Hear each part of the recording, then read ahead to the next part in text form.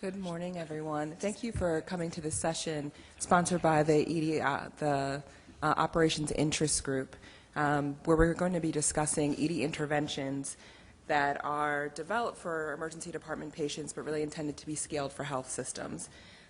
This morning, we'll be presenting 4 case studies that highlight challenges as well as successes. And our goal isn't to talk about cases where things ran smoothly or how to do it the right way. Really, we're talking about how this is really challenging work that requires a lot of strategy.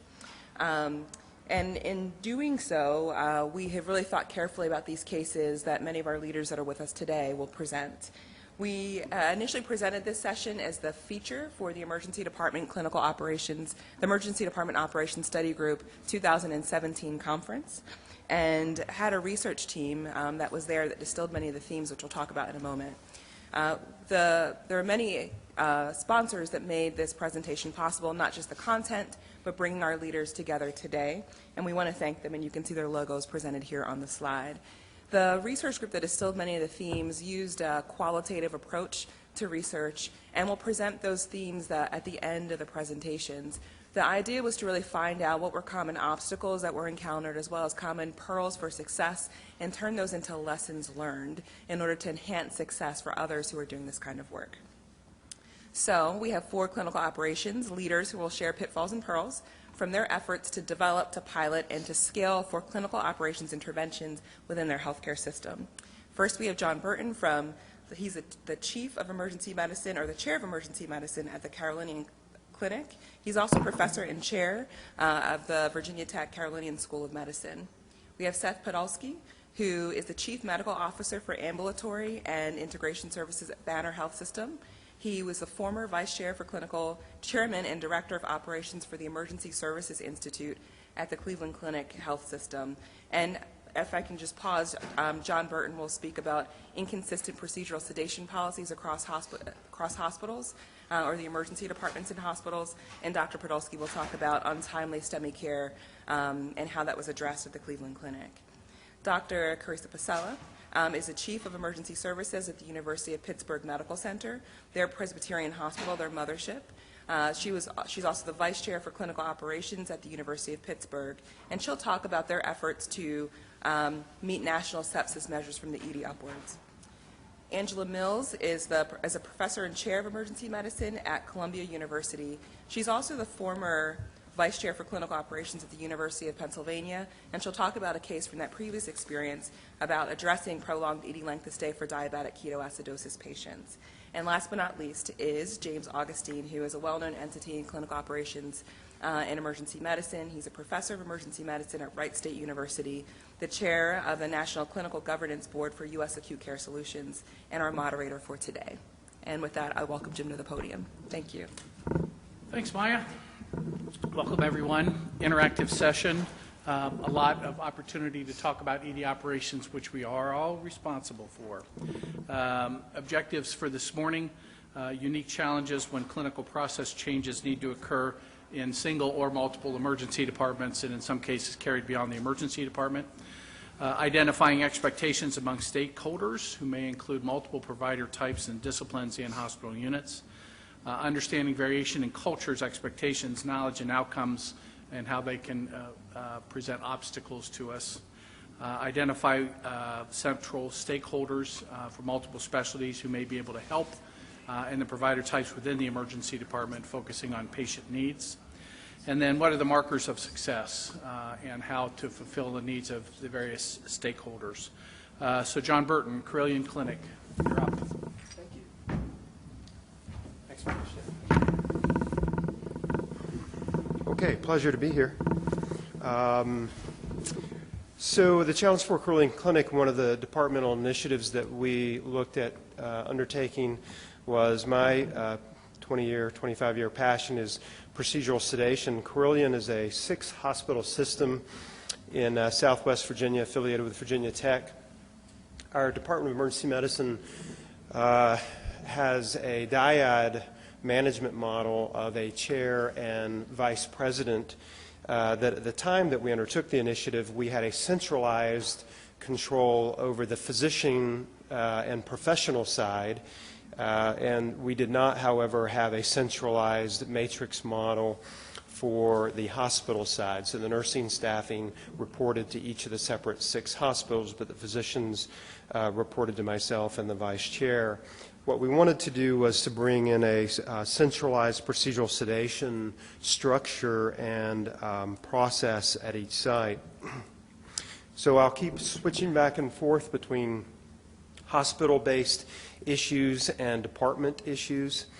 At the hospital side, we had no centralized bylaws, boards, or medical staff at our 6 hospitals, and you can very quickly separate institutions that operate multiple hospitals, of which most of us, that's where we work now, is in situations that have multiple hospitals.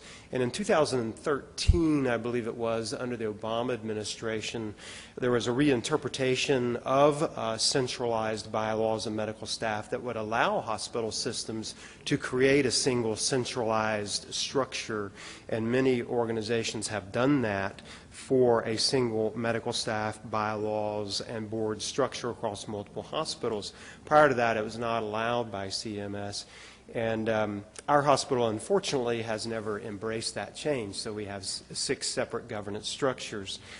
I had mentioned that we had no centralized RN reporting structure, and then also on the department level, an issue was that when you really drilled down to the clinical operations at the department level, it really came down to nurse competencies and not having enough cases in our smaller EDs, one of which is 8,000 patients a year, and 2 of which are about 14,000 patients a year, and not having enough cases to maintain competency and training volume for the nurses there. So our approaches very quickly were separated into 2 different strategies for which we developed a departmental strategic team. The first was at the hospital level. I would say this was the political and strategic arm of the initiative. And what this group did was we went out to each of these medical executive committees and their boards and started working with them to change delineation of privilege documents, to navigate the privileging for the hospitals because the DOP documents were different at each of the 6 hospitals, and try to unify that into one single approach and completely leave the clinical integration to a whole separate team. That other separate team was on the clinical side, and their job was to ignore the politics and the issues on the hospital side and instead focus on clinical elements at a clinical level for each department, which ultimately would translate into a single sedation set of protocols and order sets across all sites. All of our sites are on EPIC as our medical healthcare record. And then finally, identify hard stop issues at the smaller EDs where we would require, because of concerns about competencies or complexities or even RN staffing, that hard stop when encounter would then require a transfer into the mothership. Our mothership is in Roanoke, Virginia, is a level 1 trauma center that sees 90,000 patients a year. So in our follow-up, to close out our last slide, the clinical team did a great job of bringing together a single set of data elements for sedation events and then putting those into a single reporting structure across our data set for all 6 sites.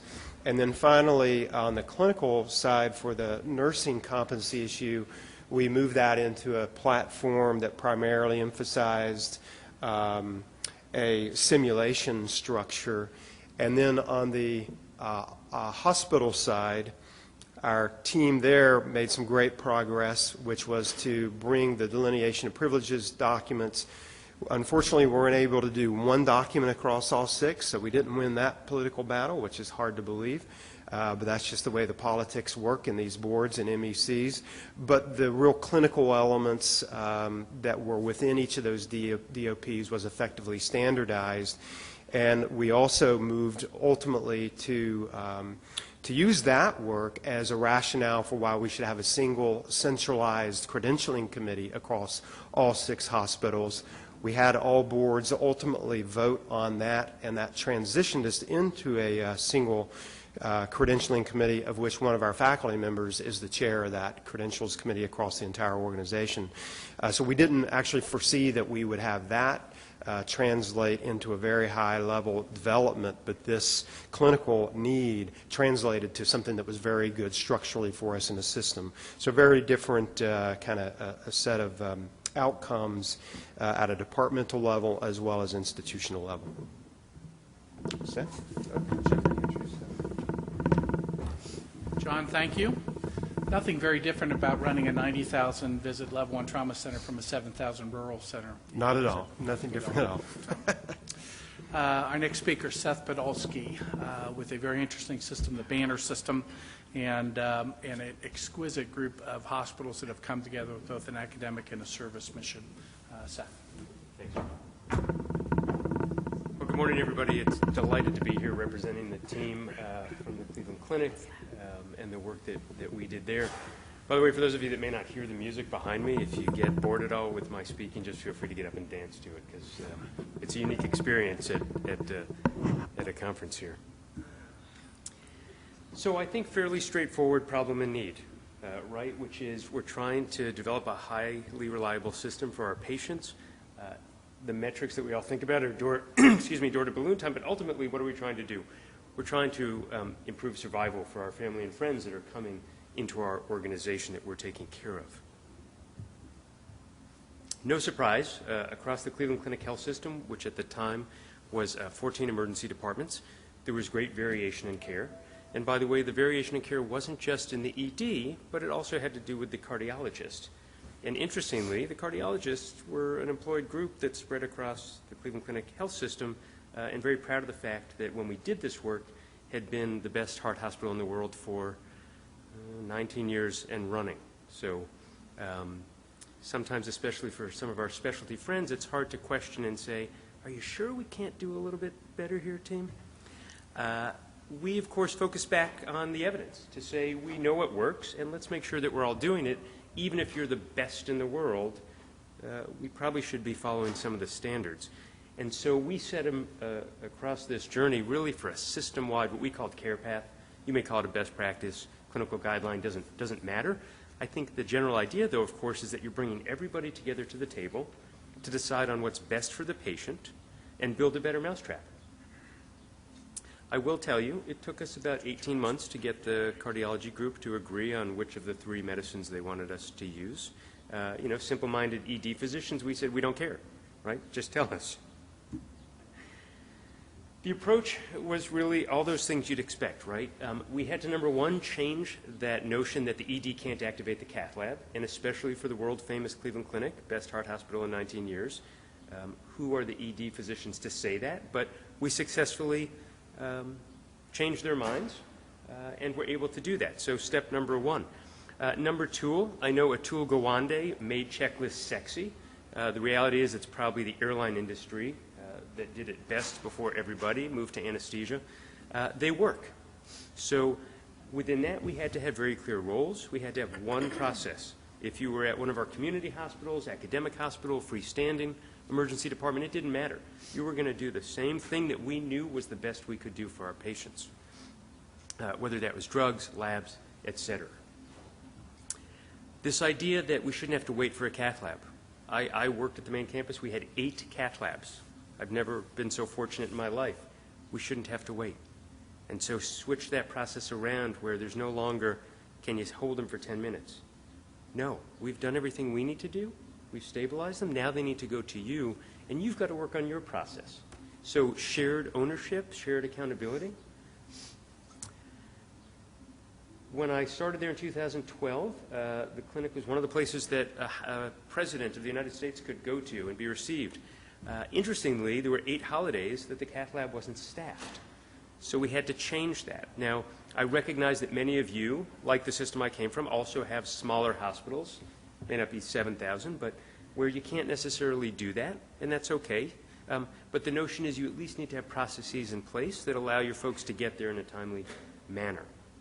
And again, if you start the clock sooner, right, if the ED physician activates, which we all know is perfectly reasonable and there's great literature out there, that should speed things up, rather than what probably some of you still go through, which is, Dr. Cardiologist, can you tell me that this is a STEMI, right? Because you all know it's a STEMI.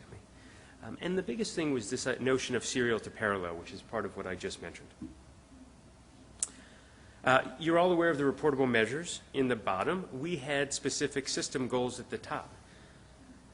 Here's what I would say to you. It's the same thing I said when I was there and the same thing I now say at Banner, which is nobody stops you from being the best in the country or the world other than yourself. So it doesn't really matter where you are. You can get to be one of the best. It's just going to take work in doing that. We wanted to be the best in the country. We wanted this ED in to out to be lower, and we wanted this door-to-balloon time to be lower. And that was all achieved, by the way. And not just at the main campus, which was this quaternary hospital, but also at our freestanding emergency departments and at our community facilities. Let me jump to the outcomes before I close. So this is what you'd expect, right? I mean, we want to be hitting 100%. And I know this data, you're only seeing to 16, and that's because it's been 100% since then. So this was when we first launched this. To be expected, right? The times went down, and if I showed you the newer data, they continue to go down. We originally worked on that less than 60 minutes door-to-balloon. We actually then were working towards less than 45 in the places where we could. This, though, is the piece I think that's different than anything that really happened before. Because people always showed better throughput metrics and outcomes, but they didn't show that link to mortality. And really proud of the team and the entire system, because this is what we created for our patients. Tremendous drop in STEMI mortality. And what started as an ED project then actually spread. So started as an ED pilot project in one ED, spread across all of the 14 EDs, spread to critical care transport, spread to in-hospital STEMIs, and now you're talking about sustainable change with a huge impact in patient lives. So if there's one message I can leave for you today, it's that. A small change in one ED can ripple across a health system. And so really proud of the results there. Thank you very much.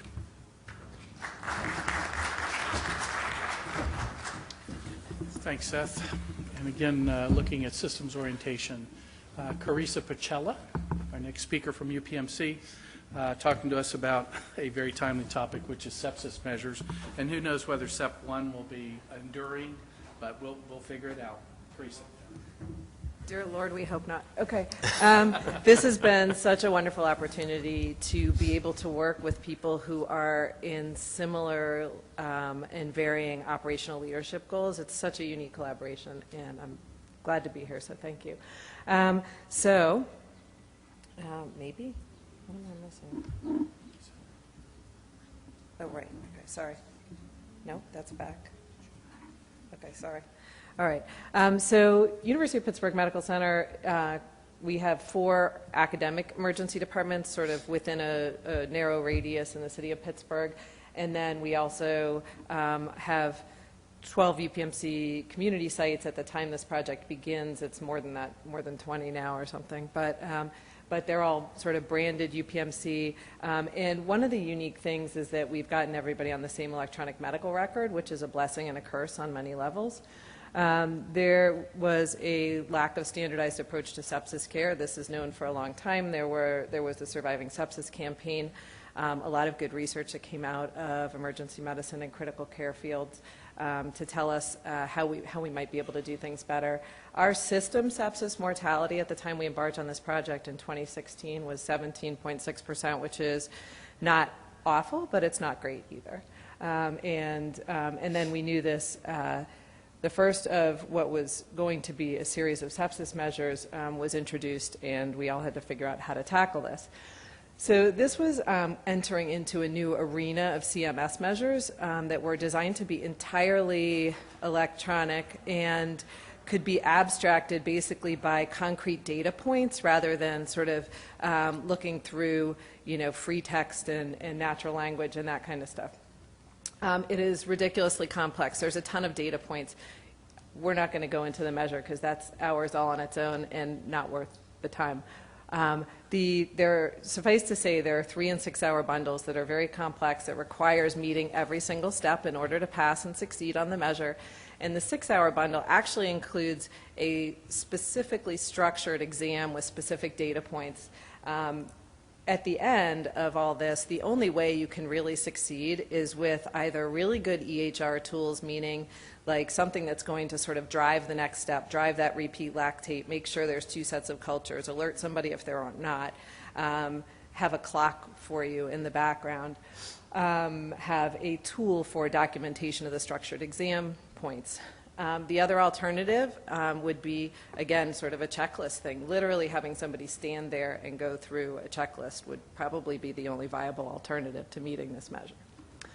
Okay, so early efforts, we knew the measure was coming. Some e-record tools were developed because we knew they would be needed. We started doing some initial data collection and education, which is sort of what we all do, and the data collection is a real challenge for this one also. System was struggling, and yes, we became the owners of it once they realized that 60% of the patients were meeting sepsis criteria in the ED. So all of a sudden, the vast majority of the patients are ours, and if we fix it, it'll be fixed for everybody. Okay, so what are our problems when we try to implement things like structured tools? One is that an ED visit begins with a complaint and not a diagnosis, and I feel like I say this over and over in so many different forums I can't even count. ED physicians hate power plans, right? If you have a folder with just some orders, you'd rather just click off your 6 things and then pick any kind of a plan that's going to do anything else to you or spam another window. And then it obviously requires a lot of interdisciplinary collaboration. There's obviously a handoff a lot of times in the midst of this too. So we had to do a variety of things. We had to blow up the idea of power plans and make it like a one-step thing. We had to make it an easy button so that people would use it. If you make the easy thing the right thing, then people will do it. And the other thing we did, which was critical, was we incentivized use of the power plan. And they said, well, how do you know if people are using it for patients with sepsis? And I said, do I care? I just want them to use it. And there's no antibiotics or fluids defaulted in the power plan. You can pick that. But everything else, the sort of initial workup, comes up, and then it drives all the downstream questions. It gets the nurse on the same page. It achieves all that. And literally, if you tie $1 to something, it seems like people will do it. Okay, so what happened? We worked literally just on use the sepsis power plan. Use it a lot. Use it every time you're working up somebody with a fever. Our compliance with the measure went up dramatically, and there were certainly a lot of other efforts. I don't want to discount other areas of the hospital, but having seen the data, there's no trend line that anything else actually changed during this time period, other than use of the ED, and to a lesser degree, the inpatient power plan. We use it about 2,000 times a month across all the EDs now, and the inpatient folks use it 100 times a month. And the amazing part is, here's what happened to system sepsis mortality over the last few years. And if you want buy-in from physicians, I'm confident that what you need to do is you need to show them that you are saving lives, just like Seth's effort and just like this effort. If you can show people what you're doing matters, this is the best way to do it, and it seems to be working, everybody's going to jump on board. So that's it. Charissa. And more to come. Your young partner, Don Yaley, is leading a expert panel at ACEP to redo our approaches. And it's based, again, on this issue that the emergency department patients come in with complaints, and sepsis is oftentimes well hidden. And so Don hopes to do that, and then we get to better measures, and bundles are our future. The federal government has said we're not going to accept individual measures when bundles can be substituted, so just be aware. Our next speaker is Angela Mills, Columbia. Thank you, Angela. Good morning, everyone. So I wanted to share a patient case that was sort of the inspiration for this project on DKA. And at least I know we see these patients every day, and maybe you do too in your environment. But say a 40-year-old woman who is diabetic, who comes in with a viral syndrome, has been vomiting for a few days, is tachycardic, dehydrated, has a glucose of, say, 500, a pH of 7.3, and an anion gap of 20, and clearly needs a little bit of treatment, therapy, The MICU at the big academic medical center is always full, the ICU, the step-down units, and the floor says, oh, no, this patient's too sick, they have a gap, they have decay, et cetera, and we know these patients usually get better in 24 hours or less, and these patients would spend a lot of time in the emergency department. So we had a significant challenge with length of stay and trying to figure out how can we get these patients the best care and improve their satisfaction, their care, without having to board in the ED for many, many hours. So this was in Philadelphia, 3 urban emergency departments in a place where there's a very high percentage of diabetic patients. There was a lack of standardized DKA treatment, not only within the ED, but also within the entire health system, and especially in the hospital. And when we looked at our data, the median, meaning throwing out all the tremendous outliers of people being there for days, was 17 hours of patients who were waiting for the ICU bed that was never received, and patients either would go home from the ED after their DK was resolved, or they would end up going to a floor a day or two later. So I don't know how many of you share that similar type of environment, but certainly we were struggling a lot with this. So, there were at least 7 guidelines in use. So there was a DK guideline in the ED, there was one in the ICU, one on the floor, one on the transplant service, one in the surgical. I mean, just many lack of standardization across the hospital and the system. People also weren't even using the guidelines and were using up to date or web searches, et cetera, and definitely varied by different services teams. Again, there was very limited ICU beds. There was, lots of at the big academic medical center, people all vying for that one medical ICU bed, and certainly a patient who probably only needs 24 hours of whatever it is, whether it's a drip or, IV insulin, et cetera, really is different than the patients, right, who are going to be in the MICU for a week or more. So there was a desire by everyone, really, except for the ED maybe, but to keep these patients out of the ICU. The MICU didn't want them. Bed management didn't want to put these patients in there. And, as we can all imagine, it led to a lot of professionalism issues, disagreement, and trying to get the patients to get the proper care. And again, these patients were receiving the majority of their care in the emergency department. As a result, there were lots of safety events. We know that when patients board, there's increased morbidity, mortality, et cetera. There were lots of delays in care, and obviously we all know that when patients sit in the ED in a hallway, et cetera, on a stretcher, their satisfaction is not good. So the goal of this project was really to treat 100% of the patients with what we said was uncomplicated DK outside the intensive care unit safely and quickly, and decrease overall length of stay. And, everybody had an opinion, and as you can imagine, even our bed managers were quoted as saying, I think DK is the worst violator of the MICU, so nobody thought these patients should go to the intensive care unit. So we had a 2-phase approach, and I'll say I think one of the things that was very led to a lot of success in this project is really having an interdisciplinary team. We had tons of stakeholders, and I think this was over a couple years of developing these relationships. So in the ED, we had a quality team, and also like a unit-based council type approach. And we had invited one of the hospitalists to sit on our committee. And it was really a tremendous opportunity to collaborate. We often learn from the hospitalists because sometimes we think we know what they're doing upstairs on the floor and we don't. And obviously the hospitalists learned from us and was able to bring things back to their team. We also had great buy-in from endocrinology. So we sort of had a point person from those, the ED, hospitalist, and endocrine kind of helping to be point people on this project.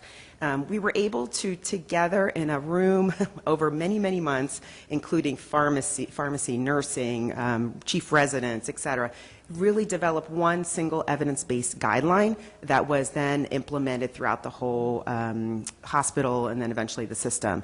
And this was really important because there were a lot of arguments about what the definition of DKA was. Just because someone has a gap of 20, we all know does not necessarily mean a patient's in DKA. And there was lots of arguments about, you need to repeat 6 more basic metabolic panels for the gap to close before we'll take any patient upstairs or for them not to get a drip. So this really helped to very, crystal clear define what DKA was, how we're going to treat DKA, which I think was a really important part of this.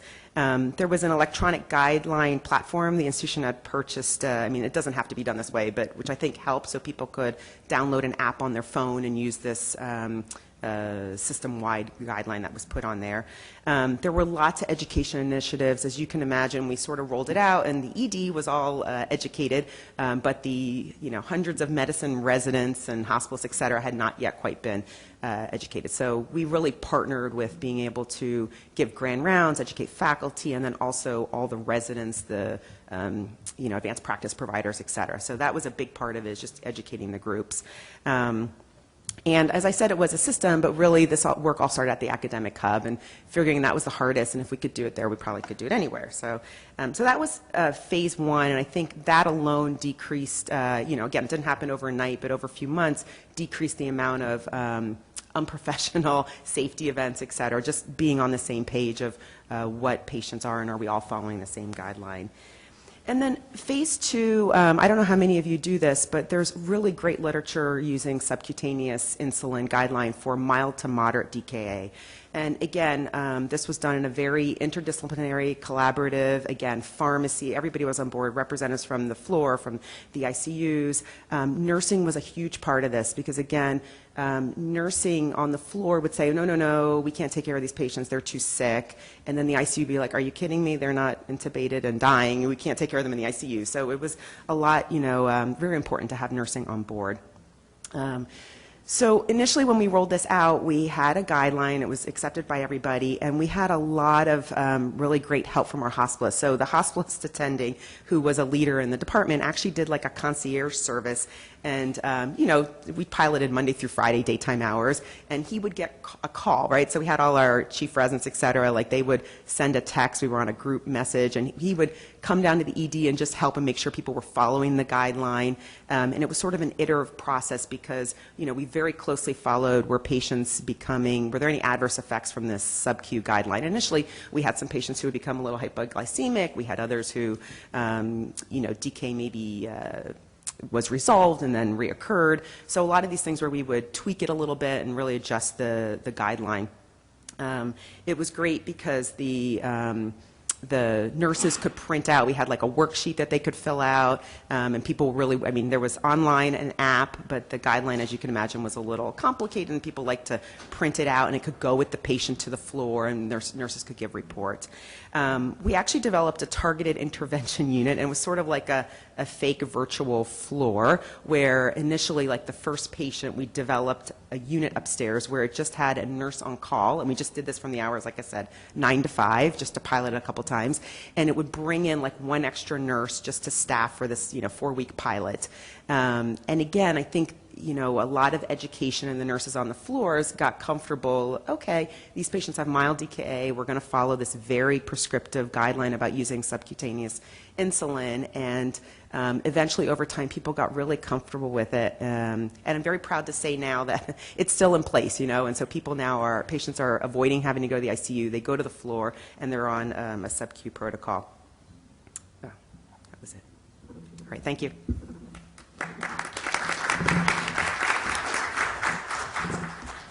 Angela, thank you. These are not the most popular patients upstairs. I'll characterize our DKs as either really sick with something else causing their DKA or very non-compliant. And my early days was a guy who would sit across the street at a restaurant and eat pancakes and syrup until his sugar was high enough and he was breathing fast enough, and then he would come in. And on the ED and on the floors, he knew where every kitchen refrigerator was where the staff kept their lunches. And when his sugar would start to come down, based on his therapy, he would go steal somebody's lunch and eat it. And so nobody wanted him, and so he became very early on an ED-only patient, and that's where we are. All right, you've heard 4 stories. Maya, thanks for bringing us all together around this topic. But we have systems to think about. Many emergency physicians are not allowed to just live their lives in the ED anymore. They have to work with upstairs staff and solve problems across the institution. And what are the characteristics that make those successful? Well, it's the usual who, what, where, when, why, how. What are the barriers? Who's going to be an obstacle? And can we find sustaining technology that improves our compliance and ability to deliver this instead of working against the computer?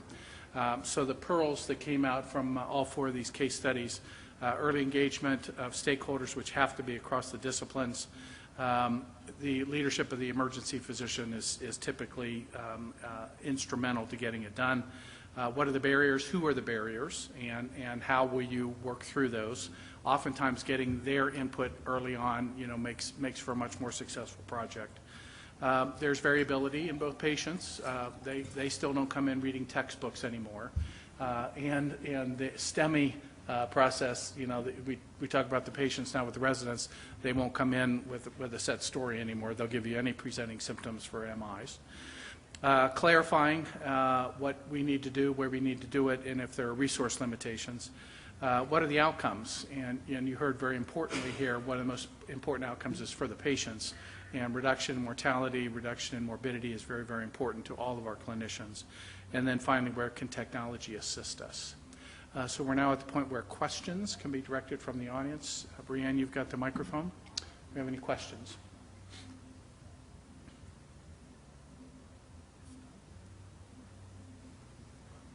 If you'll introduce yourself.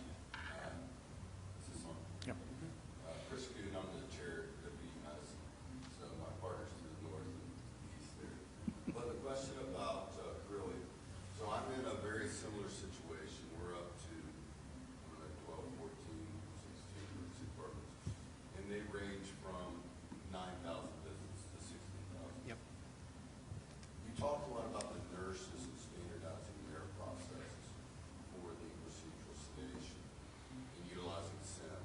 Did you also do that for your physicians, specifically at those remote locations? And how do you maintain their proficiency? Because that's one of the challenges. I have some family medicine guys.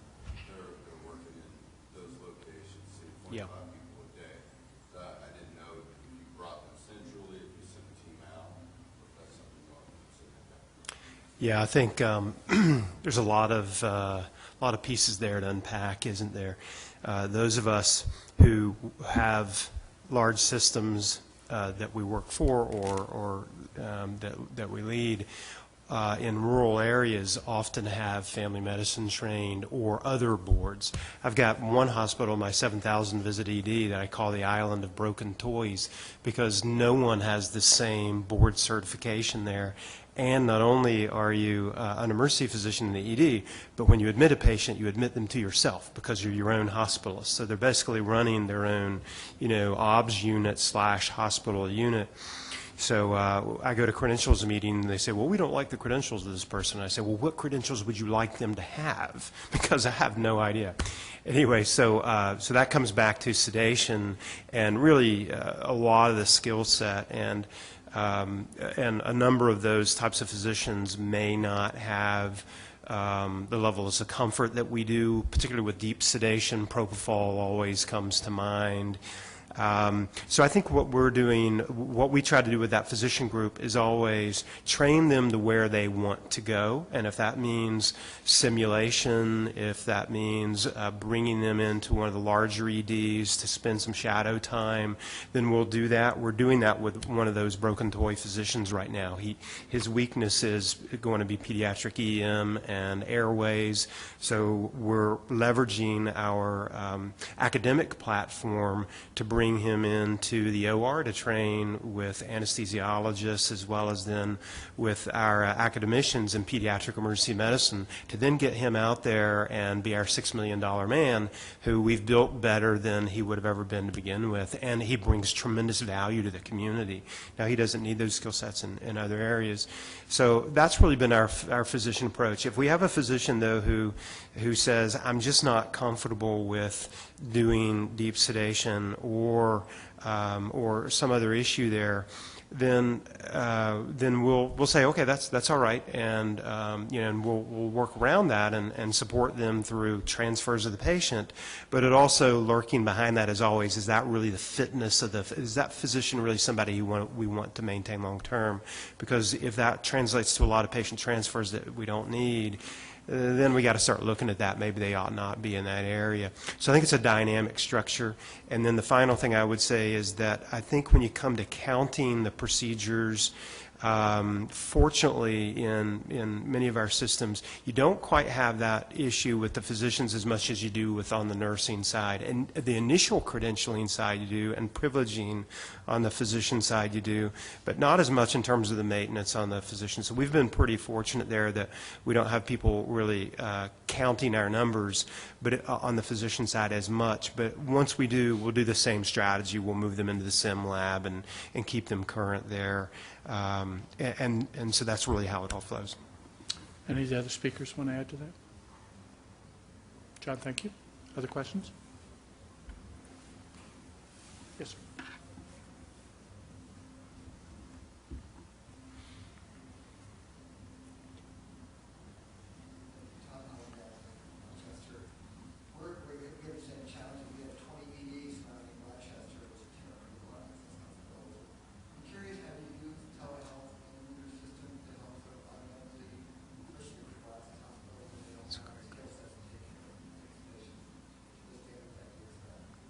So supplementing with telehealth.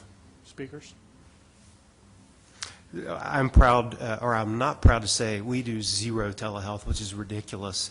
And if my CEO were here, I would tell her that to her face, and I have on multiple occasions. We're so backwards in telehealth, which is just despicable for a system that works in a rural. So I have a lot of interest in that. So if someone is doing that, boy, I would love to hear about it. Charissa? So it's a routine. You're welcome. It's a routine part of our care for stroke care in particular. So the remote care of stroke patients who are then, it's often this sort of drip and ship population. But there are other subsets too. We've seen a lot of upsides and downsides. We've seen TPA given to somebody who had an aortic dissection because they had a pulseless leg that wasn't picked up in their initial evaluation, and you can't see stuff like that on a monitor. So it's really hard. You need a balance between the two. The other big area that it's used is for subspecialty surgeons to have follow-up visits with people who are remote, and it ends up being housed in the ED for the hospitals, especially that are smaller, the sort of 15,000 volume and less. And it allows them to have that remote visit with their surgeon without traveling 2 hours to come to Pittsburgh or whatever. I would love to find more uses for emergency medicine. I think we're all getting into an era where the academic medical centers are, obviously huge concentration of resources, and just sending people for that evaluation to send them back is a terrible use of resources, and we all need to be definitely going more in this direction. Angela? Yeah, certainly being in New York City, we don't have the challenges of rural, but we certainly, I think as the health system grows, we do look at unnecessary transfers, et cetera. So I think we've been very successful starting to use telehealth, at least internally, and now trying to look at how we can supplement our community hospitals. So I think one place for sure is in our pediatric patients. So for our PEM group, we'll be staffing telehealth and be able to be consultants through telehealth to see whether patients do in fact need to be transferred. And I think this is also a great patient satisfier. You know, a lot of families don't want to have to drive into the city or be in the city or get transferred, into the city if they don't have to. And so I think adding the telehealth component can really help determine whether people need to be transferred and admitted. And I think there's a lot of other opportunities. There are obviously stroke and things, but certainly even toxicology or other places where maybe we have a lot of expertise at one center and can be able to offer that to our surrounding regional hospitals. So the two places, stroke, it was already mentioned, but behavioral health is the other place that I've seen it successfully used. And I'll add from a physician group side, we have a program called Fail-Safe. And telehealth to us is when you're going to do something dangerous that we know is dangerous, you have to call one of your partners and tell them about it. It builds a confidence system that you always have a partner available 24/365 to talk to who's on call.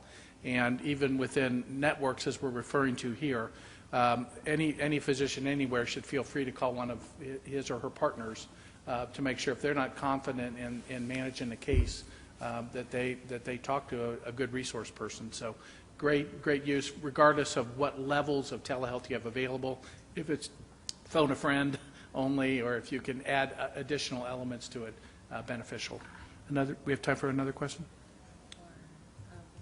One more question. Anyone? Go ahead.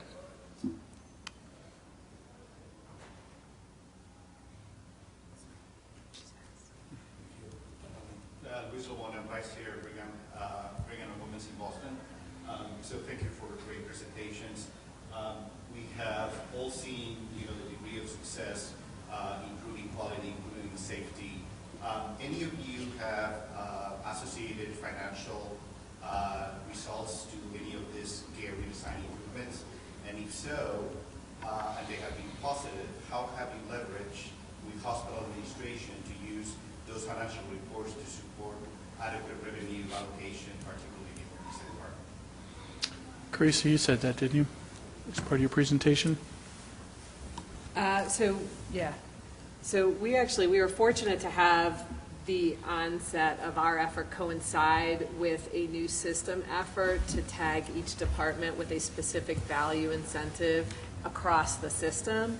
So this is money that was earmarked for that. Now, where did the money come from? Let's be serious. It came from clinical revenue that we probably generated in the first place. But nonetheless, it was an opportunity for us to, pick something that was going to be achievable. And it's interesting because the incentive piece only ran a 6 or 12-month cycle, but the use of the power plan continues to go up and everything despite that. So it's funny, even if you just, and in terms of revenue on the back end, obviously that's really related to mortality and other things, and it would be great to leverage that even more. But. Angela? Yeah, we had pitched our DKA project at a hospital innovation challenge, and were supported. And part of that, I think, was showing the numbers up front of potential savings. So for every, we showed how many patients had, mild to moderate DKA, how many of them went to the ICU, what the cost of that day in the ICU was, and obviously there's always patients from outside sources who are coming in and vying for those same beds. So we were able to show that up front, and then afterwards took our pilot data with the patients who actually avoided the ICU, and again, put it down to dollar numbers, which I think the hospital very much appreciated, and again, showed decreased length of stay total for those patients. Seth? Yeah, for many of our quality improvement projects, it obviously starts with what's right for the patient, build the operations to support those outcomes, but then always looking at the financial piece, and 99.9% of the time it's there, and we then use that to leverage to the system level leaders, that not only is this the right thing to do for the patient with better outcomes, but look at the bottom line. I think the other piece to drive home with this that we often forget about is if you do better things for our patients, you have more engaged providers and staff, which actually has a financial outcome, right? Because it costs money to onboard people. It costs money to have turnover, and this is whether it's within nursing, physicians, doesn't matter. So I think as you think through your quality improvement projects and changing operations for clinical outcomes, remind those system leaders about the impact it actually has on physician well-being, on turnover, engagement, et cetera, for all folks, and start to assign some dollars to that, because I think you will see a decrease in turnover across your system. A program we've used is a rebate on your malpractice allocations, and both an academic system and across our group. If there's group compliance with whatever the norms are and the standards, they get a rebate on their malpractice allocation. So that's one of the models. All right, I think we're out of time. Is that right? Thank you very much to all of you. Maya, thanks for bringing us together, and to the fellow speakers here who gave great case studies. We're appreciative you took your time to spend it with us. Thank you.